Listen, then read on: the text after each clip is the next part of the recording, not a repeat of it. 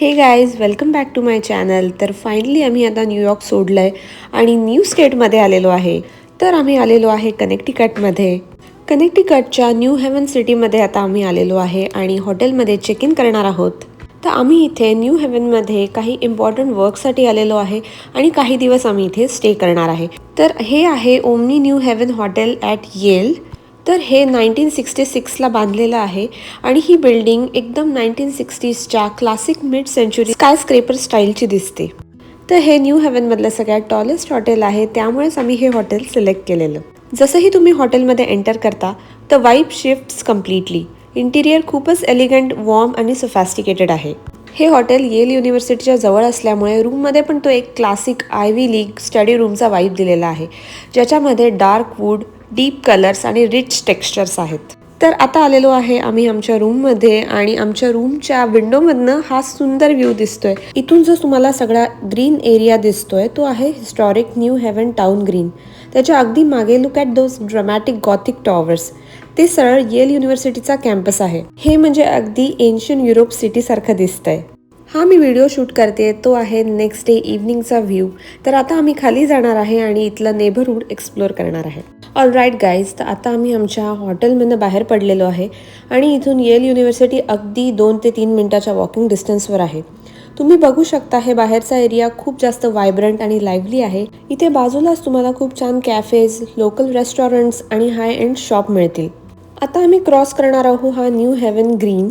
तर हा 16 एकरचा एक हिस्टॉरिकल पार्क आहे जो अगदी सिटीच्या सेंटरमध्ये आहे. तर हे जे पार्क आहे it acts like a border line. एका बाजूला डाऊनटाऊनची एक मॉडर्न सिटी लाईफ आहे आणि दुसऱ्या बाजूला सरळ आयव्ही लीगचे वाईब्स सुरू होतात. सो आता आम्ही वॉक करत करत येल युनिव्हर्सिटीच्या कॅम्पसमध्ये जाणार आहे आणि हा व्लॉग मी जूनच्या स्टार्टिंगला करते. सो इथे थोडीशी थंडी वाजत होती, त्यामुळे स्वेटर घालायची गरज पडली होती. अँड लुक ॲट दॅट, जसं आम्ही रोड क्रॉस केला we are officially entering college street. तुम्हाला समोरच येल युनिव्हर्सिटीचे एक हिस्टॉरिक स्टोन स्ट्रक्चर्स आणि मॅजेस्टिक गेट दिसायला लागलेत. मॉडर्न सिटीमधनं डायरेक्ट एका हिस्टॉरिक वर्ल्डमध्ये आल्यासारखं वाटतंय. Let's go inside. Wow, seriously guys, look at this architecture. खरंच मला असं वाटतं की मी एका हॅरी पॉटरच्या मूवी सेटवर आलेली आहे. This is classic gothic style architecture.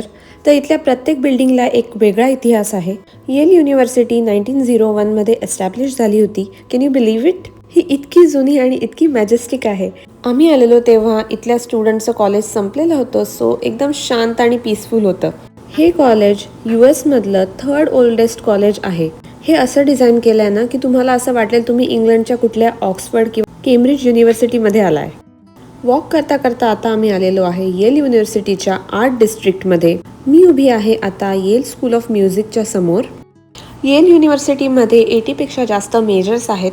Economics आणि पॉलिटिकल सायन्सपासून ते कम्प्युटर सायन्स आणि म्युझिकपर्यंत. इथली चांगली गोष्ट म्हणजे तुम्ही सुरुवातीला कोणताही सब्जेक्ट एक्सप्लोअर करू शकता आणि नंतर तुमचा मेजर ठरवू शकता. आपण ज्या युनिव्हर्सिटी कॅम्पसमधनं फिरतोय तिथे जगातल्या काही फेमस लोकांनी एज्युकेशन घेतलंय. येल युनिव्हर्सिटीने जगाला 5 US प्रेसिडेंट्स दिले आहेत.